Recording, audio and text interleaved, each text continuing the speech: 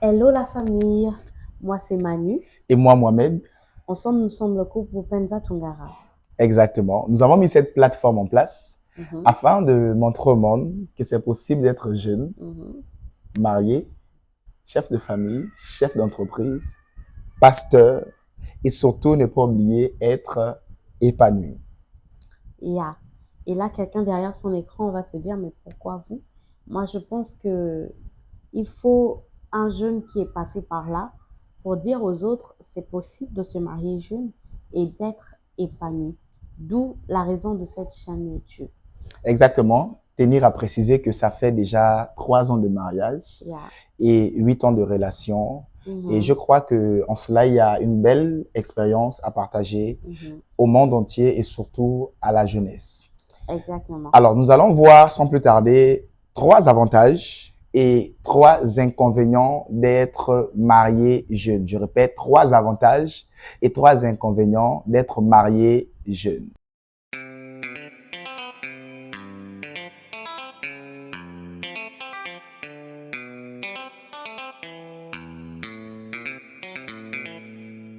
Nous allons commencer par les inconvénients. Mhm. OK. Premier inconvénient déjà à marquer, c'est le fait de entrer dans le mariage sans te connaître toi-même et avoir au moins une petite expérience de la vie.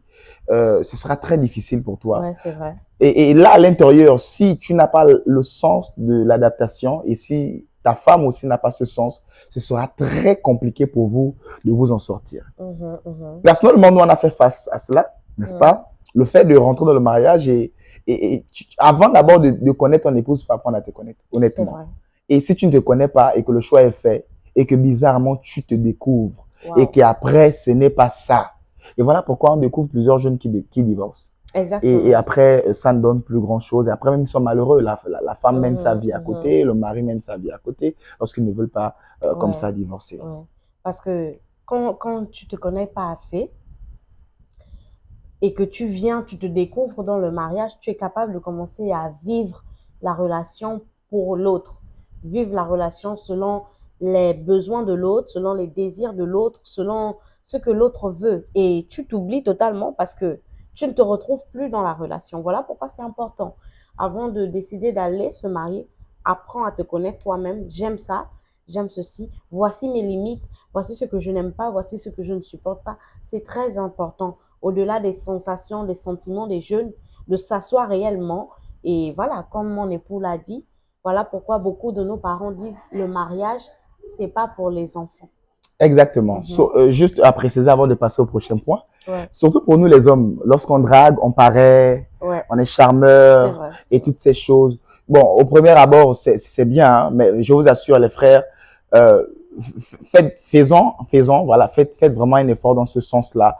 Après ce coup de foudre, après ces premiers pas, d'être soi-même, de dire j'aime pas ça, j'aime ceci, Exactement. j'aime Yeah. ça, je n'apprécie pas ça, de vraiment avoir d'abord une personnalité Mhm. et, et après rentrer dans Parce ce qu'on que, appelle le mariage. parce que ça nous rattrape après. Et après, non, le fait de ne pas se connaître assez, il y a aussi le fait de ne pas connaître la personne avec qui on va se marier Exactement. assez. Exactement. On se rend compte qu'il y a beaucoup de mariages comme ça, de jeunes. Comme nous, on l'a dit, on a eu 8 ans de relation. Bon, c'est-à-dire qu'on a eu 5 ans avant le mariage et 3 ans dans le mariage. Et ça nous fait 8 ans de relation. Mais durant ces 5 ans-là, on a appris à se connaître. On a appris à connaître les fonds. Mais malgré ça, dans les 3 ans de mariage, on s'est encore découvert. Donc, vraiment, il faut vraiment Et bien. vraiment apprendre à se découvrir, il n'y a pas de nombre d'années là-dedans. Jusqu'au Exactement. dernier jour de ton partenaire sur la terre, tu dois apprendre à le connaître et à la connaître. Juste dans les débuts, soyez vrais. C'est ça, en fait, les jeunes. On n'est pas beaucoup vrais, on paraît. Soyons vrais dans les débuts pour que dans la relation, au moins, on sait avec qui on est parti. Sinon, ça va nous rattraper. Mhm. Exactement. Alors, le deuxième point ici que nous Ouais. allons aborder comme inconvénient, c'est le fait de ne plus être libre. Ah, ça c'est vrai. Ouais. Un jeune homme qui est libre, qui Mhm. déjà n'habite plus chez ses parents, il habite chez lui, il a son studio, sa chambre quelque Ouais. part, il rentre. à l'heure qu'il veut, il sort à l'heure qu'il veut, il n'a des comptes à rendre à personne. Mhm. Et subitement, tu te retrouves avec une femme à la maison. Ouais. Avant de sortir, tu dois dire où tu pars. Mhm. Et tu dois appeler si ça fait tard. Et du coup, surtout pour nous les hommes, pour la femme encore, ça dépend encore de l'éducation que la femme a eue. Mhm. Mais surtout pour nous les hommes, encore jeunes, c'est un peu compliqué de rendre des comptes alors qu'à peine tu as pris ton envol, tu es sorti de chez les parents. Et le terme des parents, chez nous, c'était de toujours nous dire, quand tu seras chez toi, tu vas faire cela, ne fais pas ça chez nous. Donc, tu es chez toi, tu veux un peu être libre, mais en réalité, l'inconvénient à l'intérieur, c'est que tu n'es pas libre et que tu as, surtout pour un jeune, tu n'es pas libre et tu as comme ça, tu dois vivre pour ton épouse, tu dois vivre pour ton époux, tu dois vivre pour tes enfants, tu dois vivre pour le foyer, surtout quand tu es un homme, tu es le père de la maison, tu dois vivre pour tout le monde. Et vraiment, c'est l'inconvénient que je pourrais marquer là comme deuxième Ouais, point. et si moi je peux me permettre de rajouter, je dirais aussi que on n'est plus libre dans nos choix, sachant que quand deux personnes se mettent ensemble, il y a des destinées, il y a des carrières qui sont là. On n'est plus libre de faire comme on veut, surtout quand on est un homme et qu'on est un chef de famille. Tu vas pas dire, bon, je décide de prendre toute une année, je vais pas travailler, je vais observer. Non, tu n'es plus libre. Et aussi une femme, tu n'es plus libre de prendre un boulot. Par exemple, moi, j'étais à la pharmacie où je faisais les gardes, je faisais énormément de gardes. Donc, je ne répondais plus totalement à mes devoirs dans le mariage et ça créait déjà un grand vide, vous voyez. Donc, tu n'es plus libre de faire les choix tels que tu veux. Vous devez discuter ensemble, faire les choix ensemble, prendre les décisions ensemble, faire les projets ensemble. Et tu n'es même pas libre de dépenser ton argent comme tu le veux. Parce que vous êtes maintenant à deux. Voilà, c'est ça. Exactement. Mhm. Alors, le troisième point que nous allons comme ça aborder, c'est le manque d'expérience. L'inconvénient, le fait de rentrer dans un mariage sans l'expérience de la vie. Parce Mhm. que il y a la vie, le paraître là, il y a la vie en tant que jeune, les shoots, les photos, voilà, les restos, et Mhm. il y a vraiment l'expérience de la vie. Et Mhm. lorsque tu n'as pas au moins cette petite expérience de la vie et que tu rentres dans le mariage, laisse-moi te dire, tu peux encaisser des gifles. C'est vrai. Le mariage, vraiment, c'est une grande école qui révèle Résistance. réellement la personne que tu es à C'est l'intérieur. vrai. Et quelqu'un pouvait dire que si tu n'es pas encore marié, tu peux pas dire que tu es humble. Parce que la plus grande école de l'humilité, c'est dans le mariage. Et du coup, rentré dans le mariage sans Mhm. avoir l'expérience de la vie, les hauts, les bas, les coups forts, Mhm. les coups amers, et toutes ces choses. Voilà. Je dirais sinon même l'expérience, mais je dirais même encore la réalisation. Réaliser vraiment les réalités de la vie, réaliser les coûts, réaliser que tu ne viens pas rentrer dans un monde de bisounours où vous allez seulement vivre d'amour et d'eau glacée. Il y aura des défis. Voilà pourquoi on dit souvent le mariage, c'est un challenge. Il faut tenir fort. Faut tenir. Quelqu'un peut être en train de rigoler et dire, mais vous n'avez que 3 ans. Oui, je sais. On a encore du chemin à faire, mais de nos 3 ans, surtout que nous sommes dans le ministère et on aura le temps d'en parler plus tard. Il y a des coups, il y a des batailles, il y a des défis qui viennent. Et des fois, tu as envie de regretter. Franchement, il y a des gens, à la première année, ils ont directement regretté pourquoi ils se sont mariés. Et ils ont eu envie d'arrêter parce qu'ils sont rentrés dans le mariage avec des illusions, avec des films qui s'étaient déjà placés.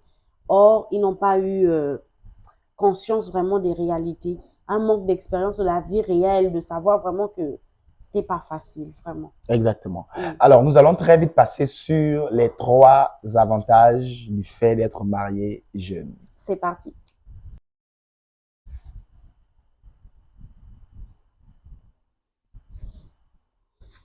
Alors, le fait d'être marié jeune a Yeah. plusieurs avantages, mais nous allons tout simplement aborder 3 avantages comme nous avons abordé les 3 inconvénients. Mm.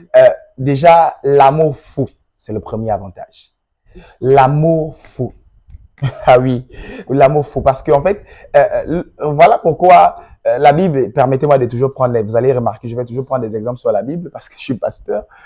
La Bible prend toujours, trace un trait entre les enfants et l'amour. Mm. Ayez un cœur d'enfant, aimer comme des enfants. Parce qu'en réalité, l'amour est réservé à la jeunesse. Oui. L'amour n'a pas besoin de tous ces paramètres et de toutes ces choses. Ainsi, je dirais à quelqu'un, l'avantage de se marier jeune, c'est que vous vivez la folie de l'amour. C'est vrai. Et en même temps, l'amour grandit. le respect s'impose à l'intérieur et tous ces paramètres y accèdent. Voilà.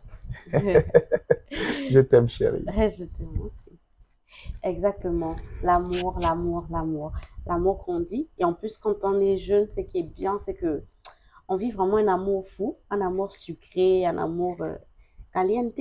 Caliente. Voilà. Donc, c'est encore plus doux dans le mariage. Et comme mon époux disait, il y a le respect qui s'ajoute, il y a les valeurs. C'est-à-dire que celui qui est en face, ce n'est plus seulement mon copain. Ce n'est plus seulement mon petit ami, mais c'est celui avec qui je vais partager toute ma vie. C'est celui avec qui la mort seulement pourra nous séparer. C'est celui avec qui je vais faire des enfants. C'est le père de mes enfants. C'est le chef de famille. Il y a un truc qui s'impose. Il y a un respect qu'il n'y avait pas avant. Il y a des valeurs. L'amour grandit, quoi. Ce n'est plus seulement dans les frissons, dans les sensations, mais ça devient quelqu'un auquel on tient vraiment. Vous voyez, quelqu'un avec qui on veut vraiment faire sa destinée, avec qui on veut se construire. Ces défis deviennent nos défis, ces batailles deviennent nos batailles. On ne forme plus qu'un, réellement, comme la Bible le dit. Exact. Et ça, c'est fort en avantage de se marier jeune. C'est vraiment beau, c'est magnifique. L'amour grandit. Voilà, ça nous donne des valeurs, du respect, ça nous mûrit. Voilà. Exactement. Alors, nous allons passer tout simplement au deuxième avantage du fait d'être marié jeune. Le deuxième avantage ici, c'est tout simplement le sens de la responsabilité. Une fois, on était autour des jeunes et quasiment des jeunes de la même tranche d'âge que nous et on écoutait un peu les conversations autour et on s'est regardé. J'ai dit, chérie, honnêtement, nous sommes vieux. Oui, on ne se reconnaît pas. Et dans notre famille, particulièrement pour moi, on m'appelle le vieux. Voilà, parce que déjà, je suis le plus petit de la famille, mais on m'appelle le vieux parce que le sens de la responsabilité est beaucoup développé. Et c'est ça l'avantage, parce que c'est un prix à payer soit maintenant ou après. Mais ce prix, en tant que marié, tu dois toujours le payer. Et lorsque tu es marié jeune, il y a le sens de la responsabilité qui est automatiquement tracé. Tu ne vis plus pour toi-même. Tu penses au grenier. Voilà, est-ce qu'il y a encore assez d'huile? Est-ce qu'il y a encore assez d'eau? Des factures d'électricité. Alors qu'un jeune qui n'est pas marié, il ne pense pas encore au courant, il ne pense pas à l'eau, il habite chez les parents. Mais lorsque tu es marié, automatiquement, ces réflexes-là deviennent une priorité pour toi et c'est très important parce que lorsque tu n'as pas le sens de la responsabilité, tu ne peux pas t'en sortir dans le monde séculier. Ouais, exactement. Le sens des responsabilités. Et quand tu es une femme, ben, tu ne laves plus que tes vêtements. Tu t'occupes des vêtements de monsieur, du repassage, etc., le ménage, le manger. Et il y a aussi un partage de tâches. Vous devenez une équipe, vous partagez les responsabilités. Et c'est un avantage parce que ça nous rend plus mûrs, plus sérieux, plus organisés. Et je vous assure que quand on a le sens des responsabilités, on gère mieux nos finances. Exactement. On gère mieux nos finances. Et si on gère mieux nos finances, c'est qu'on arrive à faire des grands projets très vite, très jeunes. Et ce qui fera que, voilà quoi, à la quarantaine, on est aisé. En tant que jeune, on est aisé pendant que d'autres seront encore en train de se chercher. Nous, très jeunes, on aurait commencé à entreprendre et tout, quoi. Petit conseil pour les sœurs, pour les femmes, pour les filles, c'est tout simplement lorsque papa te dit lave les habits de tout le monde, lave, ça va t'aider dans le mariage. Ça te rattrape. Prépare une grande marmite pour tout le monde aujourd'hui. Ne dis pas sur le foyer des mamans, pourquoi c'est moi qui dois faire. Inconsciemment, elle est en train de te préparer à cela. Voilà. Et aussi pour les hommes, vérifier les unités au compteur, vérifier la facture, voilà, va payer le loyer, va à l'agence donner le loyer ce mois-ci. En fait, c'est tout simplement inconsciemment, sans le savoir, les parents sont en train de t'apprendre le sens des responsabilités. Troisième avantage, c'est tout simplement le fait de grandir ensemble. Il y a ce dicton qui dit qui s'assemble se ressemble. Nous sommes arrivés à un point où, une fois, mon père m'a dit que ma femme me ressemble. J'ai regardé ma femme, je me suis regardé, j'ai dit non, c'est pas ça. On se l'a dit. Voilà, mais à force de rester ensemble, on a fini par se ressembler dans les habitudes, dans le caractère, et même physiquement, parce que c'est ça le véritable amour. Vous finissez toujours par vous ressembler. Et du coup, c'est ce que je pourrais dire. L'avantage, dans ce que vous grandissez ensemble, l'habitude des valeurs, dans un regard, tu peux savoir que là, elle n'a pas aimé Oui. Elle est contente, elle est triste. Même si elle fait semblant de sourire, je sais que là, chérie, plusieurs fois, je te l'ai dit, chérie, non, là, je sens que ça va pas. Dis-moi, dis-moi, Mhm. montre-moi, dis-moi. Oh non, ça va, chérie. J'ai dit non, on se connaît. Et du coup, Mhm. c'est ça l'avantage. Vous grandissez ensemble et vous vous connaissez. Et ça là, parce que lorsque vous vous trouvez à 40 ans, 50 ans, je vous assure, vous avez beaucoup roulé dans la vie. C'est vrai. Beaucoup roulé. Et tu Mhm. ne sauras même pas que ta femme à côté a une blessure interne. Tu ne sauras même pas que peut-être qu'elle Mhm. endure une Mhm. déception, qu'elle n'a pas pu encore oublier, un passé lourd. Et lorsque vous êtes jeune, je vous assure, l'avantage, c'est tout simplement le fait de grandir ensemble Mhm. et devenir un. Ils ont eu à mener vraiment à faire que bon, le mariage, c'est pour des personnes âgées, de quarantaine, 50. Non, en réalité, le mariage est fait pour les jeunes. Yeah. Donc, sortons de cette mentalité et marions-nous, mariez-vous. Et voilà. Donc, merci encore de nous avoir suivis. Si la vidéo vous a plu, n'hésitez pas de liker, de commenter et de surtout partager. Merci d'avoir suivi cette vidéo. Merci pour ceux qui sont arrivés jusqu'à la fin. N'hésitez pas de commenter et de dire ce que vous avez pensé et de quel autre sujet vous aimeriez que nous puissions parler la prochaine fois. Merci de vous abonner surtout, de partager, de liker. Ce sera toujours un plaisir et ça va nous encourager à parler encore davantage. Merci beaucoup. Bisous, bisous à vous. Salut la famille!